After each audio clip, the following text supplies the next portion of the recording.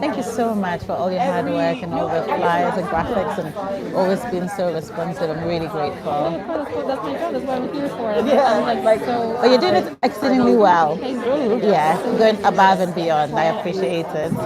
Yeah. I hope the dinner goes really well. Yeah, I wish you could be there, but I understand. Yeah, it's just been like I went down to London when I first started. Yes. And then, Hi. Yes, of course. Yeah. It's like, God, if I say like, I don't know, a sumptuous word, I'm so sorry. If anything, like, so embarrassed.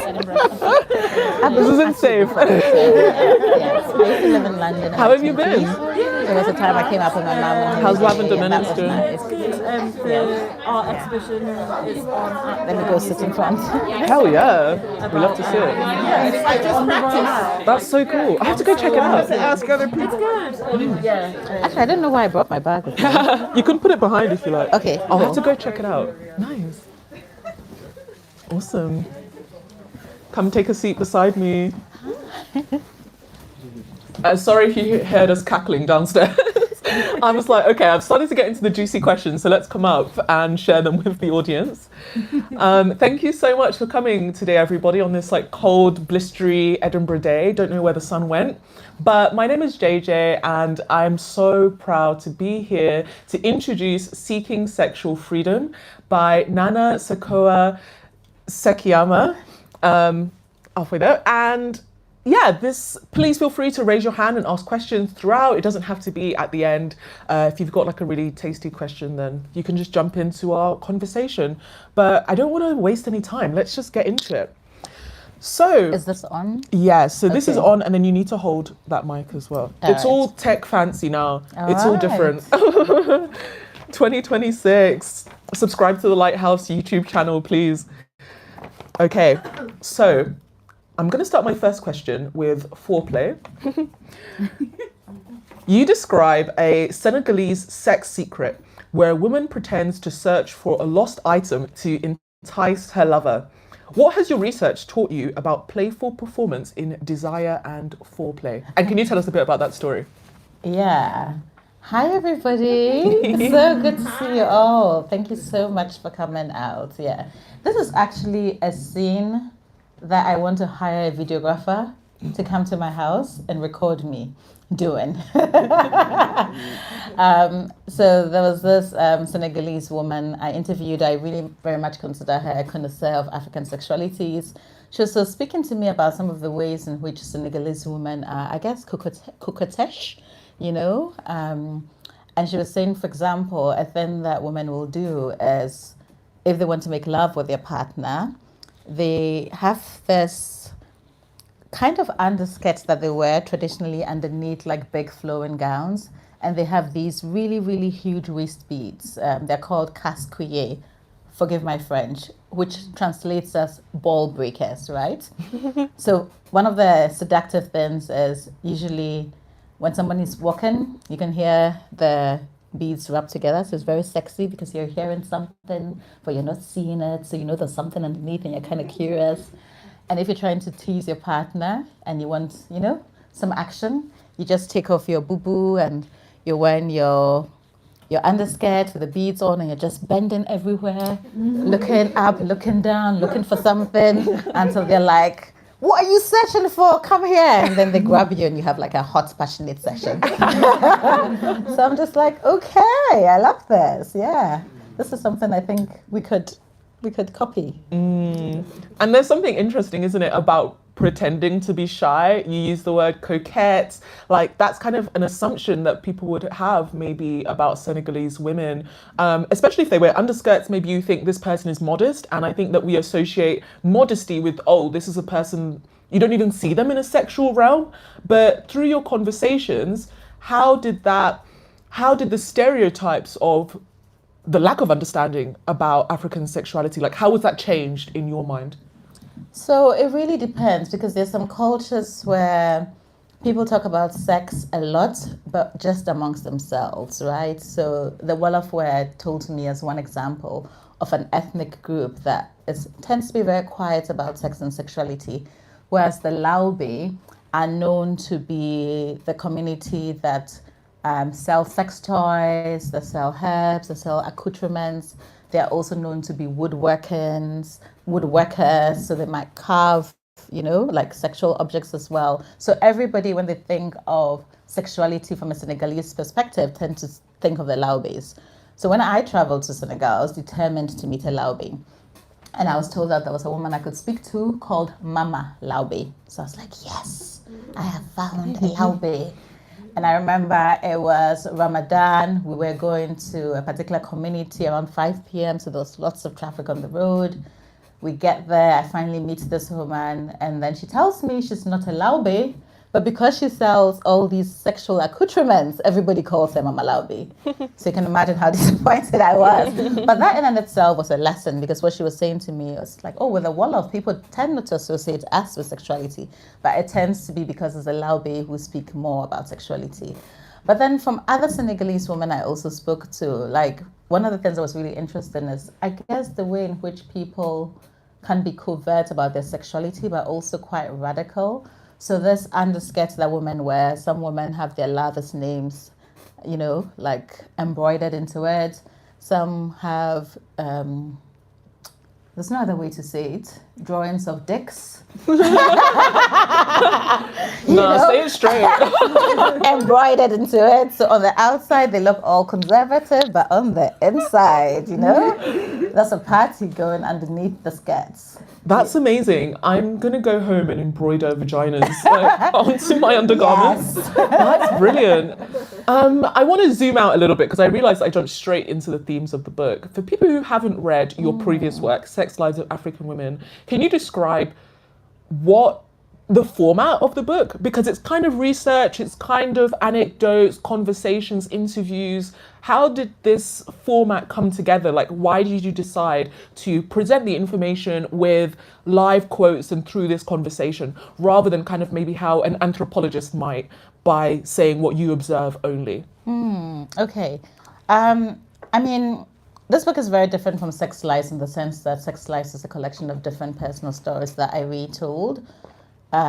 This book I would describe as part memoir, part travelogue, part workbook. My friend Victoria's laughing. So I wanted readers to accompany me on the journey that I was taking. I consider myself to be on a journey of seeking sexual freedom. Suspect many of us are on that same journey, where we're trying to unlearn some of the things we were told when we're young, and we're trying to relearn, and we're trying to discover joy and pleasure in our bodies. And so I wanted, this book to be one that also went back to African traditions, rites, and rituals, because in thinking about how we find sexual freedom, I felt like, there's always a basis from where we come, right? There's always a foundation on which we're building. And so I wanted to think about the Akan philosophy of sankofa, which means go back and take it. And the idea of going back to take it is you go back and take what is good from your culture. It doesn't mean you go back and take everything wholesale. So I wanted to look at our own rites and rituals, the possibilities they hold for sexual freedom, and suggest ways in which we can build upon those and make them relevant for who we are today. And so for me, it really felt like I needed to share about the rites and rituals, but like in a fun way. I also wanted to experience them, learn them. So there were a number of rituals I got to witness, be part of. So for me, it was a learning journey. So I guess it's sharing that learning journey. I wanted to speak to what I felt has been an interruption, patriarchy, racism, colonization, and suggest ways in which people could go on journeys themselves. Obviously journeys can be mental, not just physical, how people could, I guess, have some of the same experiences I had if they wanted to, through some exercises I should suggest in the second part of the book. Yeah. And maybe we can go briefly to that second part and the kind of practice that you offer people and tools for inspiration. I love that you spoke about seeking pleasure in yourself. And there's an amazing line in the book where you're like, and let's do it here now in the room. Put your hands up if you are knock one out and go to sleep in 8 minutes or less. 8 minutes, that's a very long time. I'm not looking. That's a good thing. That's like a PB. You guys with your back to the camera and I'm raising my hand, so I can't be the only one that's brave. Okay, thank you, one person. I'm not going to point. Two, okay.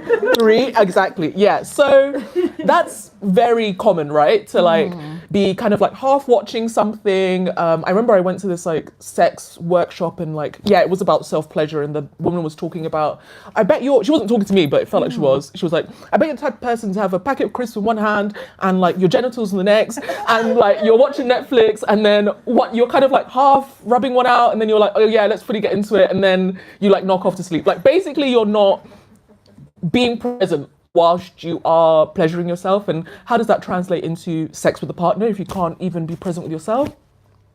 Tell us about some of the tools of inspiration that you give people in the book for ritualizing self-pleasure, and like how to, come away from the 8-minute club and make it something really good. There were two people that I felt like I particularly learned this lesson from. A Namibian woman called Nakashua and a Zimbabwean guy called Tapiwa. And I felt like they were both so intentional with their self-pleasure that I was like, wow, okay, I need to take some lessons. So part of what like Tapiwa shared with me is on the days that he knows he's planned to basically have sex with himself, he leaves work early. Okay, first of all, he's self-employed. He leaves. I know this is not practical for everybody, but he leaves work early. When he gets home, he like prepares something sweet for his post-orgasmic glow. And then like he takes time to lotion his body because he might want to document the experience to share with like one of his partners afterwards. And then he'll lay out all of the tools that he wants to use. And I was just like, what? I'm like a 1-minute girl by myself. Yeah. Like, let's get to it. Let's go to bed, you know?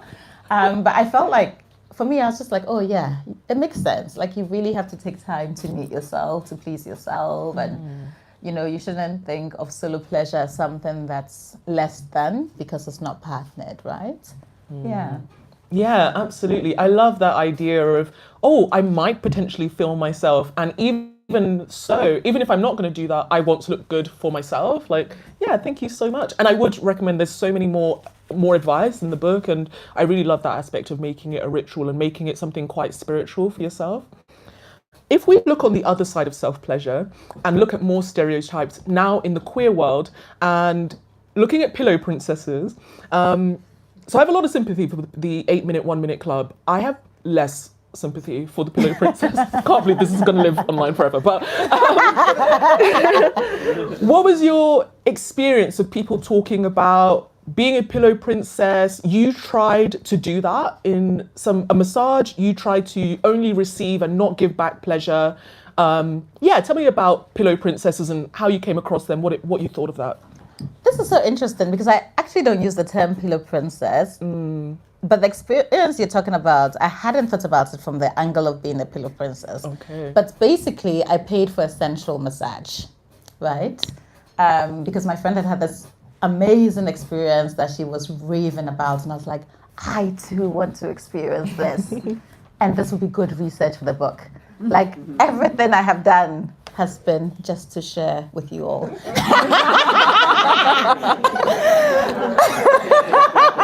Doing the Lord's work. Exactly. Thank you so much. You know? And, you know, the masseur said to me, some people, like, you have to, like, fill this form, say everything you want. Is it light? Is it moderate? Is it intense? You know, and I picked yes to almost everything, right? Because I'm like, I'm here to try things out. And at the start of the session, she said, like, if you want, you can touch me. You know, for some people, it helps their pleasure. And it was fine. The experience was fine, which was disappointing because I suspected it to be mind-blowing, right? But I think the thing that I realized for myself was actually being an active participant when it comes to lovemaking is really important to me. It's like that too is part of the pleasure, right? And it was hard to just lie back and receive, you know, because I didn't feel like I could do too much or I could do very much, even though she had said you could touch me. And so right at the end, I started touching her boobs and I was like, okay, this is better. I should have started this earlier.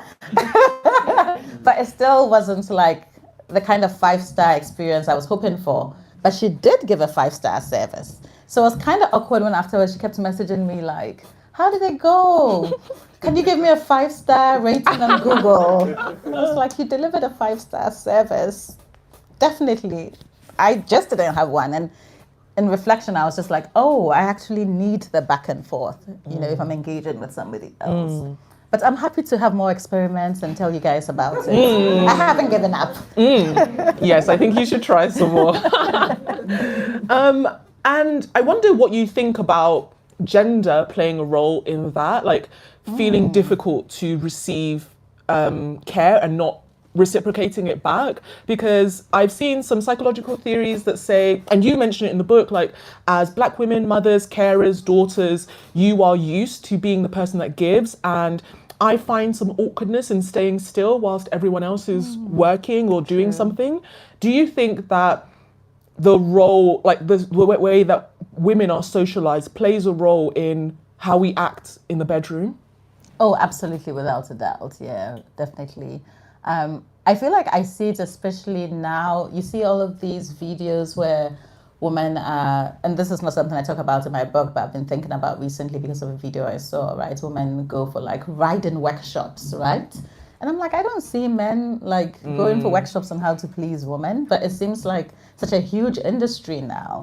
And I don't know, I may be wrong, cis men, please correct me, but I feel like it's easy for men to get off, most of them. So I don't know why we are struggling so hard to like get even better at, making sex enjoyable for men when I think it's already super enjoyable for most of the men. Oh, Yes. yes.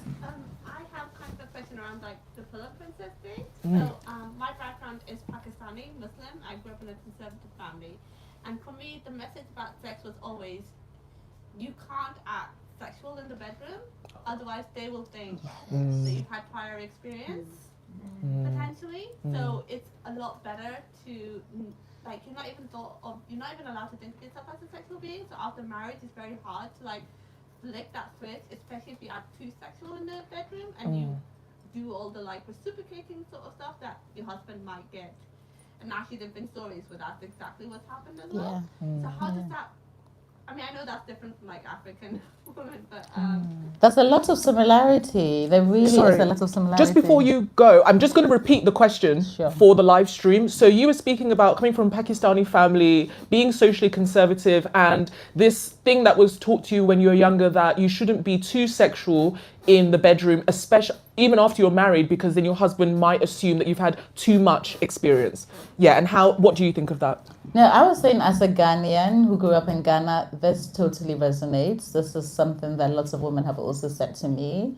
And I think for me, the really sort of harmful thing about that narrative is also what I've heard men say, that they feel like they have to persuade a woman to have sex, and she wants to have sex, but she can't come across as easy, right? And so they don't take a no as a no, they take a no as an invitation to keep asking, to keep convincing you, to keep pushing until you can say yes, because you have been sufficiently cajoled into saying yes. And I think it's really problematic, but I think it's a real issue, and yes, for me, like that was always wild, right? Like I also grew up being told, don't have sex, nobody really tells you very much about what sex is or isn't.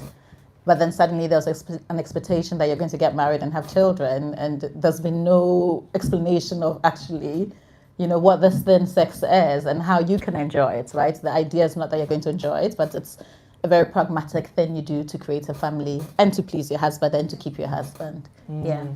Yeah, absolutely. I definitely relate to what you were saying as a Nigerian person as well. I want to speak now about polygamy.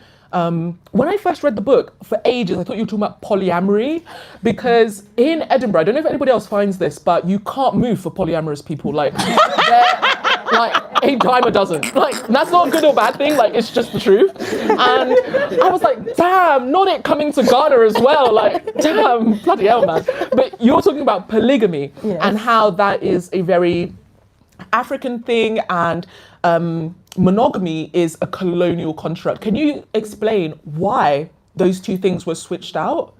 Do you know why? I mean, this is a good question. I mean, I think it's just that the colonizers felt that their model was what made sense, and that, a man should have a wife. And I think the issue is, at least in places like Ghana, calls for monogamy, right? Where men will have a legally married wife, but have lots of mistresses, have lots of girlfriends. And I think for me, the issue is then, those girlfriends and wives are not legitimized. If they have children, their children might not be well taken care of. Whereas underneath a polygamous, like a recognized polygamous society, everybody got taken care of, right? So my great-grandfather, for instance, had 7 wives. Each of those wives lived in a different town. Each of them had a business and more or less maintained their own families, and he would just take it in turns and go visit everybody. I like to think when he was away, the wives would play. This is what I told myself, And I'm not trying to say polygamy is perfect. I think the points that I want to make is people should be able to find and pick the relationship structure that works for them. Among certain communities in Ghana, the Gas, I don't know if there are any Gas here, for example, it's very common to have households of just women, a grandmother, a mother, a young woman, and a child, And that's just kind of how the Gas tend to raise their children. I myself come from a polygamous background. And I don't know, I felt like my parents had a healthier marriage than lots of the monogamous families I saw around me, so I don't want to deify one form of relationship structure over the other. Although in my head I'm polyamorous, so I'm one of the people that you're going to be following around Edinburgh. I knew it! Everywhere. It's like being like a Mormon or in that Masonic cult, like, because they're all polyamorous and successful. And it's like, sorry, is that the piece missing in my life? What's going on? But you also talk about writing about your parents' marriage and relationship and being the first child of that polygamous relationship, talking about how it impacted you and your dad having like quite a stoic response, like him being quite reserved and not wanting to open up. Why do you think that is? And more importantly, why did you keep writing about sex and relationships anyway? The great thing about my dad was he would always say, I don't want to read about your sex life. But then when I was working on sex lives, and as far as he was concerned, I was taking too long to finish my book. He was like, when are you going to be done? I'll go to one residency, I'll come back. Are you done now? You're still not done. But then before I wrote Sex Lives, I wrote a contribution to a short story collection because my mom was my dad's second wife and his first wife was there. We just didn't have a relationship with her, but I knew her. I remember when I was a child, every time we go into town, we'll sort of pass by her house until one day I said to my dad, Daddy, who's Auntie Olga's husband? And he said, me. And I was like, okay. When you say okay, but you're confused, but you don't ask any more questions because you're a child. So somehow you grew up knowing, right? But you didn't really ask and dig deeper. And it was only when I was 19 and actually living in London that I wrote to him to ask questions. In those days, it was that blue airmail letter.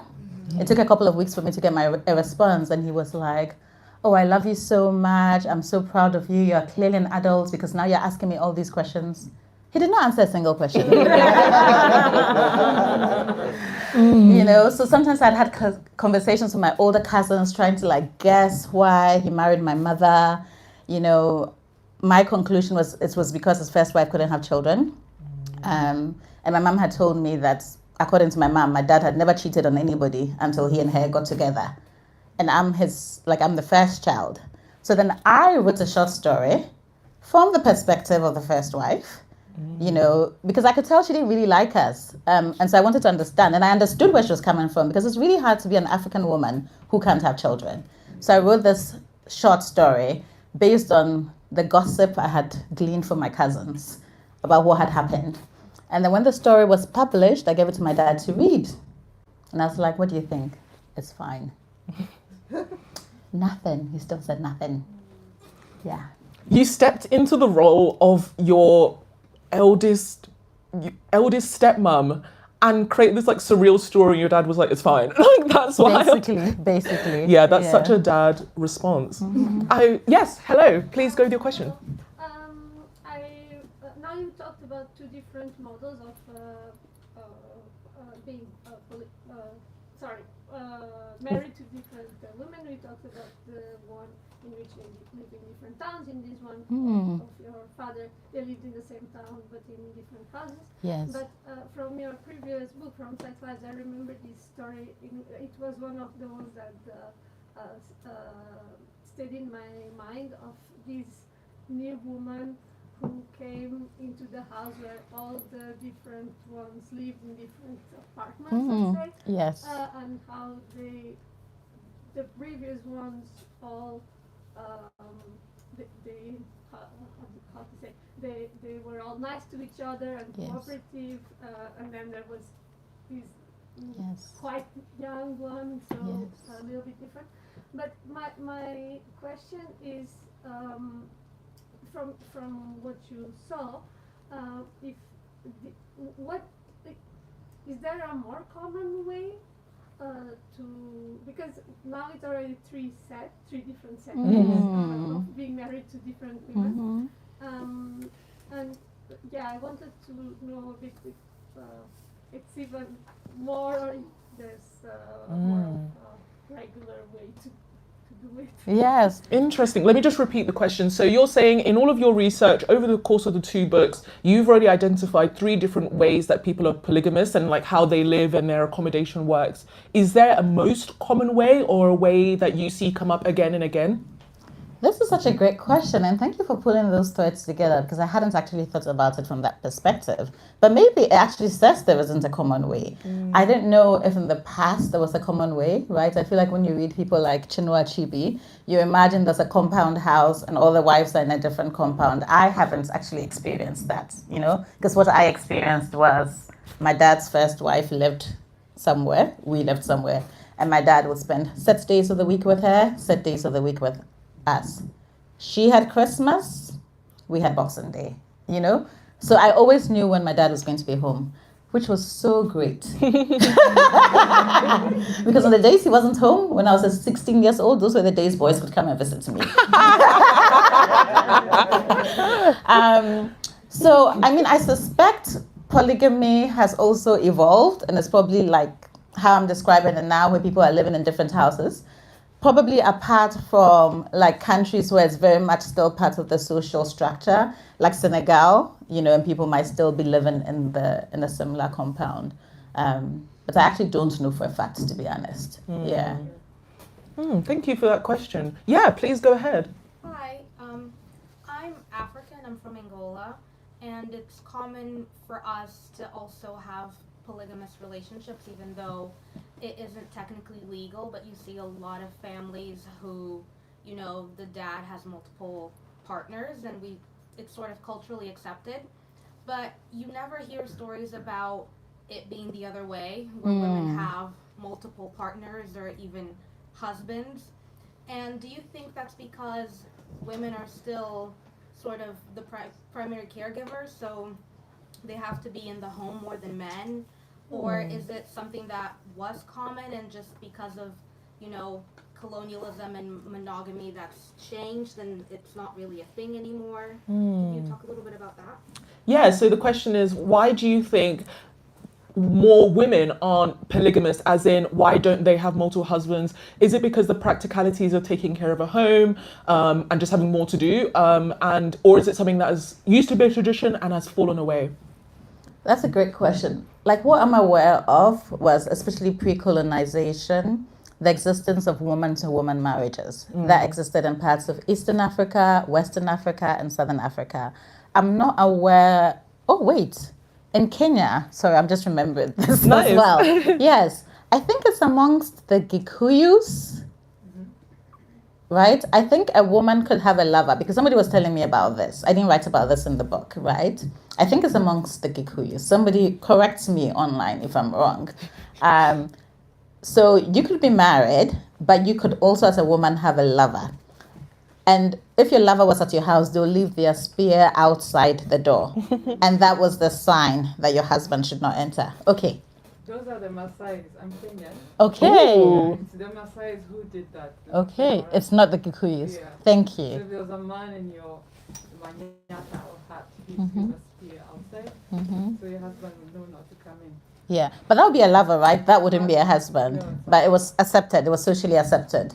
Yeah, Could you repeat what they they said? don't talk about it much, but it seems like it was socially accepted. Okay, all right. So I'm going to repeat for the online audience. So somebody from the audience has shared that it was not the Kikuyu, it was the Maasai.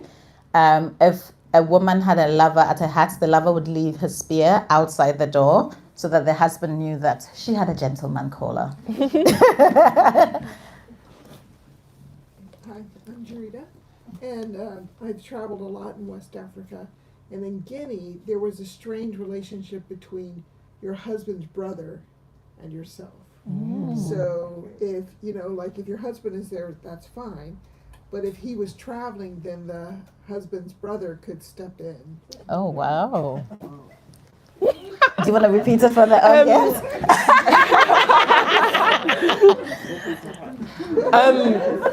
Yeah, I mean, I think what's really worth saying,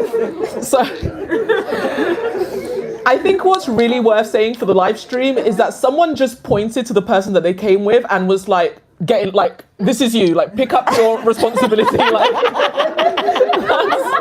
that's what I was just distracted by. But you were saying in Guinea, you are from Guinea Conakry. Guinea what, sorry? Conakry. Guinea- Guinea There's Conakry. two Guineas. Okay, Yeah. Guinea Conakry. Conakry. Conakry. Yeah. Damn, westernized. And I'm so sorry, I was really No, I can repeat moved. it. I can repeat Yeah. it. Okay.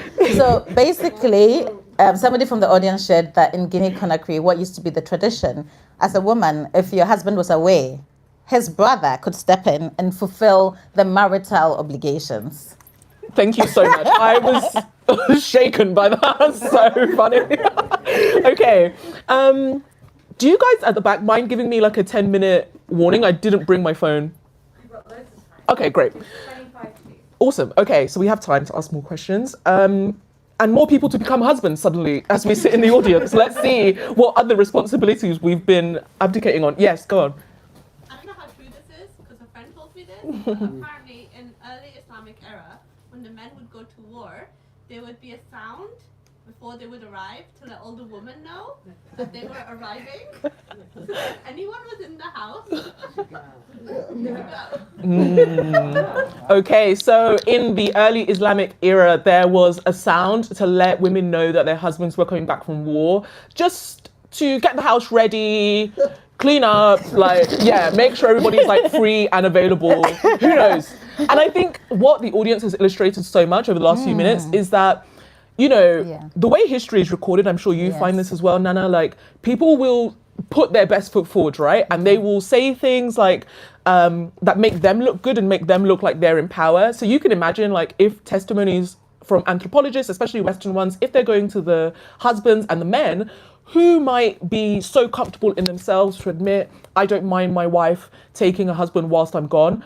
And then there's the things that people do in reality. Like, even though my family wouldn't say that we are matriarchal, I grew up in that system of grandmother, mother, and then daughters in the house. Where have all the men gone, and why is this so common but it doesn't have a name? There are these like phenomenons that exist where it's like it's like casually accepted, as people have said. And I think also, at least when it comes to the continent, stories are very oral, passed down, especially documented by women and passed down from grandmother to mother. And when the missionaries came and the anthropologists came, they were documenting what they saw and leaving out the things that they felt were inappropriate and legislating against those things as well. So there's a lot of history and our story that's being lost, right? Absolutely. I want to move on to the medical field and who you can go to if you have questions about your sex life, about sex education, and you live on the continent. You live in Ghana practically full time, and you were telling me that the book was saying that there's a big contrast between getting, what do you call it, like birth control unexpectedly, getting it spontaneously in the UK versus in Ghana. Why do you think, and there's like a moral clause where doctors seem to think they can say something before if they give you the medicine, or they're kind of like gatekeepers to your sexual morality. Why do you think that is, and how do people get around that? Surely women still need birth control. Absolutely. No, I think it's just like extreme religiosity. So I experienced this myself when I went to the GP because I'd had unprotected sex and I wanted the next day pill. And he was like, I don't do that. And I'm like, what do you mean you don't do that? You know, he was like, I don't prescribe that. You can go to a pharmacy if you want, you know? And I was super offended. And because I am who I am, of course, once I left, I called them up and complained and all of that kind of stuff. But then somebody who used to work for me, I feel like it's had lifelong repercussions for her because she was actually pregnant and went to a clinic seeking an abortion. And in Ghana, we actually have on paper one of the best abortion laws. You can have an abortion if, you know, carrying the pregnancy to term will cause you financial stress, if it will cause you psychological damage. The law is actually really, really open. But a lot of people choose to misunderstand the law, as long as it's done before 3 months. A lot of people choose to misunderstand the law and rather say abortion is illegal, which is not the truth. It is actually legal under, you know, a wide scope of options. And then she went to a polyclinic asking for a termination, and she was literally turned away by the nurse who told her, go away, have the baby, and give the baby up for adoption. You know, and she's somebody who, you know, was in a violent relationship, still struggles financially. Yeah. Oh my goodness, that's so difficult to hear. What about other people's attitudes in society? So, of course, patriarchy exists all over the world, and you interview people who speak about sexual attitudes online and how women can be targeted for being seen as too sexual. Can you talk about like the online culture of misogyny and like shaming sex? Honestly, I feel like I can't talk about that because it's something that I just stay away from and I don't participate in. Like, I'm really quite strict with like the online conversation. I will not like try and convince you to change your mind, you know? So people always say to me, what kind of resistance do you experience? None. You know? Yeah. I love that. Protect your peace. Yeah. Like, why Absolutely. not? Okay. When I still thought you were talking about polyamory, I did write a question about that. You speak to two people called Kaz and Magic who have a kitchen table polycule. What was the most surprising thing you learned about the logistics of sharing love amongst 4 people and that challenged your own preconceptions about jealousy or hierarchy? That is very, very, very complicated. And spoiler alert, they are no longer together, which really sucks for the book.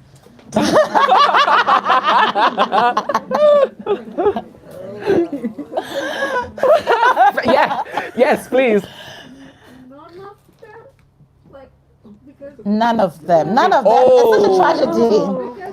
I know. Didn't even I think know. Yeah. did they end up with each other? Like, was there like, Oh, actually, 2 of them are still together. Okay. Yes, 2 of the 4 are still 50% together. success rate is pretty good. Yes. Okay. And speaking to people who had these different types of relationships, you mentioned you're polyamorous. Let's go back to that jealousy and hierarchy.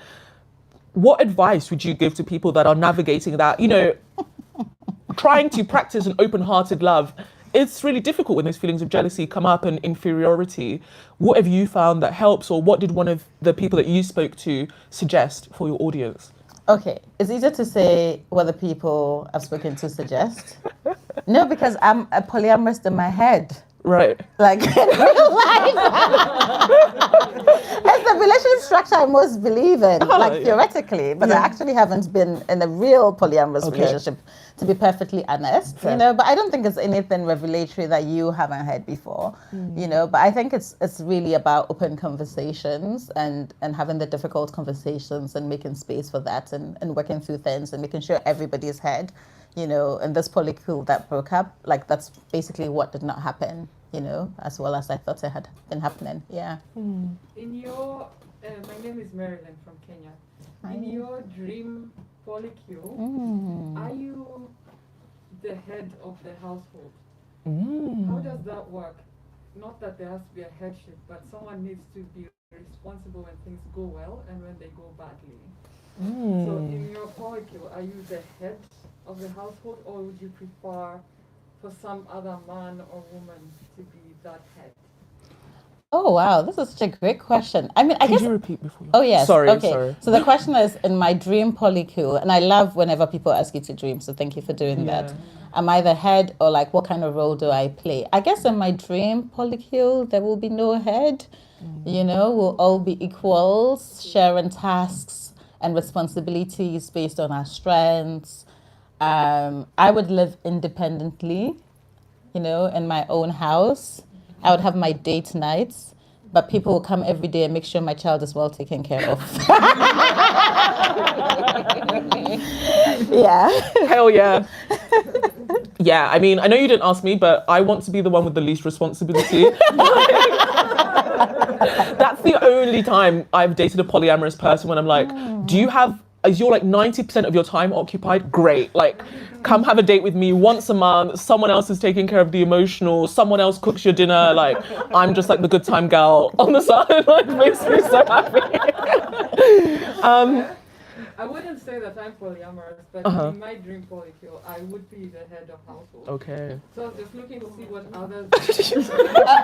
Now I want to know more. What would you like to do as the head of the household, and why do you want to be the head of the household? Exactly what I said. Someone to drive the direction, and someone to manage the emotions, the relationships, the well-being, and all that, instead of us not knowing. Are you single? Honestly.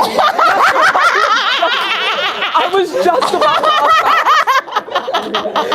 that. Seriously. No, me first. You're not local. I will travel once a month, once a quarter, long distance. Come chat to us after. Don't worry, don't say anything else because other people will try and come to life.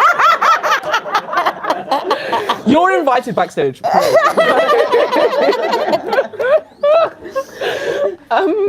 Back on track, right. I think personally, something that helps me with jealousy and self-consciousness and that feeling of hierarchy is remembering that I can be confident within myself and I don't always need someone else or to be in a relationship to feel good about myself. And I love that you speak about being your own hero and kind of like this like self-mythologizing. You also spoke about, I don't think this is the word that you used, but dopamine dressing. Has anybody heard of this? Where you wear colors and patterns that make you feel really happy. And obviously today you look amazing. Thank you. Yeah, we're repping Ghana, like repping the red, we've got the silver. Tell us a little bit about how you've built self-confidence and self-love in between relationships. I feel like I've really like just taken inspiration from some of my friends, right? So I reflect on one of my friends, Kimberly, she's Grenadian, and we'll go on holidays together and I would watch her get dressed and I'm just like, wow, this is a whole ritual. Like she's going into the bathroom with her music, she's lighting her incense, she's like laying out her jewelry. Of course, I'm always like waiting for her.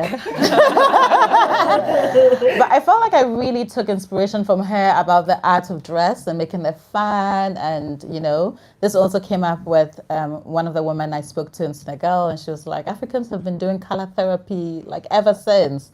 So when I hear people talk about color therapy, I'm like, this is what we instinctively do, you know, and colors obviously lift your mood and taking time to smell good, taking time to just linger in the shower. It's a really, really small thing, but I think it really makes a world of difference. So that's also a ritual I have started to adopt with a lot more intention. Yeah, I utilize dopamine dressing to feel affirmed in my gender as a non-binary person, to change how I present, how people see me. And there is nothing like walking with your shoulders back and just being like, I look the fuck good. Like no one can chat to me. It feels amazing. I have 2 more short questions, guys, and then I'm going to open up to the audience. Then we're going to do the signing. So if you have any burning questions, please raise your hand. But my small question now is, what is your favorite item in your wardrobe? Like, what makes you feel confident and sensual and sexy? Like, what would you wear to feel confident to go up to someone and chat them up? It will be the thing that they can see, lingerie. Yeah, okay. Really sexy. Yeah. I like love that. Sometimes I'm one of those people. I mean, I have big boobs, so sometimes, like, you know, if you have big boobs, there's certain outfits are so hard, and your lingerie is showing. I don't mind when it shows. I'm like, I probably spent more on that lingerie than what's on the outside. Truly. Yeah. I love that so much. And then my last question was, okay, now you are known as like sex auntie, and if you were local to Edinburgh, I'm sure people would be stopping you in the street. I mean, they might do in Ghana, like who knows? But how do you feel about being the face of African sexuality and kind of being like an agony aunt for thousands of people, who look like you and feel like you? How does that feel? I don't know if that's the image I have of myself. Yeah, I don't know if it's the image I have of myself. Like yesterday, I did an event in Brixton, and this young woman was like, "Auntie Nana, can I call you auntie?" I'm like, "Oh my God." Yeah. It's thrust upon you, like it's not something that you choose yourself. Yes. But I mean, I love to learn about sex, you know. I enjoy this journey I'm on. I'm grateful that people share their stories with me and, you know, listen to what I have to say. It's enjoyable. It's enjoyable. Big sis of sex. We'll make it work. We'll get a new name. I was going to say big sexy sis, but that doesn't work. My friend AYESHA HARRUNA ATTA, who's a writer, when she blogged my book, she was like, "Nana is officially a pleasure fairy godmother." Okay. And then in January, I started a Substack, and I called it African Pleasure Fairy Godmother. Okay, love that. African Pleasure Fairy Godmother. There we go. Yes. Okay, great. Are there any burning questions that we can ask Nana now? You also get to ask questions when you sign up to sign your book. We've got one online. Let's do in the audience first. I was just going to rewind it back a bit. So when you wrote to your father, I just wondered, and you didn't get those answers, I just wondered, did you have an idea of what answers you wanted, what you wanted him to say, and did you think that maybe you could do something maybe like creative with those answers? Like, could you write something from like your father's perspective? I don't know. I was just interested in that exchange. Yeah. What did you want to do with your father's answers, and what did you imagine he would say? Yes. So when I wrote to him, I was 19. At the time, I wasn't writing. So I guess I knew the story from my mom's perspective. At that time, right, what inspired me to write to him was my mom was like, "I'm breaking up with your dad," you know, and I was just like, "Why? What's going on?" You know, and she would always talk to me about how they met and, you know, all of that kind of stuff. So I guess I wanted him to also tell me how their relationship started from his perspective. I don't know what I would have done with it, but I do, unfortunately for my family, because I'm writing about my life, they get implicated because they're in my life. That's part and parcel. Okay, let's get the question from online. So Charlotte has asked, "This conversation was a balm for the soul. I love what you're saying and the ways it will be empowering for so many. I'm struck what you were saying about men and how it feels like they just aren't interested in learning or being vulnerable or engaging with books or events like this. But for those of us who can't help being straight, have you found effective ways to bring men in / what gets them to engage?" Okay, so let me just correct. I don't think men are not interested in this conversation. I was referring in particular to the workshops I had seen proliferating across the internet, where women are advertising workshops targeted at other women on basically learn to ride cowboy, you know, and I just felt like there's something wrong with that. Why are we not offering lessons for pleasure for men, right? And I don't think as women we should be offering lessons for pleasure for men. I think men should do more education amongst themselves, right? I do see men interested in this subject. Yes, whenever I do an event, the audience is majority women, but I do see men at the events. Men buy my books, men DM me and tell me their feedback, what it's meant to them, what it's meant for their wives. They just tend to be like secretive about it, you know, and I think they don't always feel as confident. I especially feel like young men are more, you know, invested, which is why usually when I'm having sex with a guy, it's a younger man.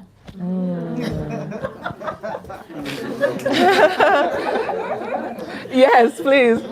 On that note, do you have any advice for African women who are interested in polyamory but want to be with African men? Because it does limit your options somewhat. Are African...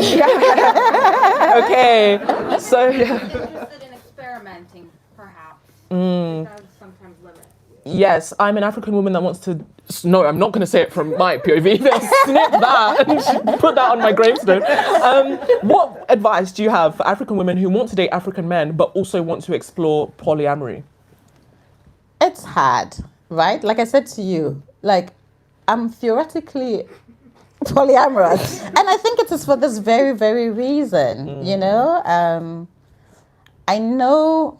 No, that's not true. I was going to say I know a few ethically non-monogamous African men, but I am taking some of that back because I was in a short relationship with one and it turned out not to be so ethical after all. You know, I would say it's hard, but I would say we shouldn't give up. You know, we should keep trying. And I also think, you know what, we just also need to expand our dating pool. You know, African men have expanded. We too need to expand and find love wherever it is. Yeah. Just because you guys have an option to ask Nana in person, are there any more online questions? And then, yeah, should we do the 2 and then we can wrap up? Okay. So this one is from Jess, who said, can we talk about sex parties in Ghana or around the African continent? I'd love to know where it's popping off or if there is a developing scene we should know about. Amazing. Yeah, I feel like it's one of those things that you have to be in it to know it. You know, like the place where it feels to me like it pops off more is Kenya, you know, and South Africa. And in Ghana, I'll hear about a party and I'm like, oh, why wasn't I invited? Literally. They're like, she's going to come and write about it. Oops. And there's a second one here. Does Nana have any thoughts about how there appears to be limited sex education in Ghana, and yet there are limitless adverts about things to support potency or sexual relationships? Oh. Yeah, I feel like Ghanaian society is just very hypocritical, to be honest. You know, I feel like the most freaky things happen there, but people just don't speak about it openly, you know. And yeah, like the person is saying, you see lots of medicines being sold for men's libido. Yes, you see adverts for penile elongation. Like any kind of experience people want to have in Ghana, they can have in Ghana. People just don't speak openly and honestly about it. And I think it's because of the, you know, there's sexual shame, but there's also hypocrisy. And there's also consequences for speaking up about sex. You know, I'm quite lucky in the sense that I'm a feminist activist. I work for feminist organizations. I'm not going to be penalized for talking about sex. But I've had people write to me in the days that I used to blog about sex where people comment and ask if their comments could be taken down. One person told me how at an interview she got questioned about a comment on the blog. You know, I used to write a column for a magazine. There were certain advertisers who would not advertise because I had a column in the magazine. So I think there are consequences for speaking up about sex, but that just leads to hypocrisy. Nana, I want to say thank you so much for such a juicy conversation and for teaching us so much and speaking out so much on behalf of clearly a lot of people, including myself, who want to have better sex and want to feel closer to their sex and sensuality.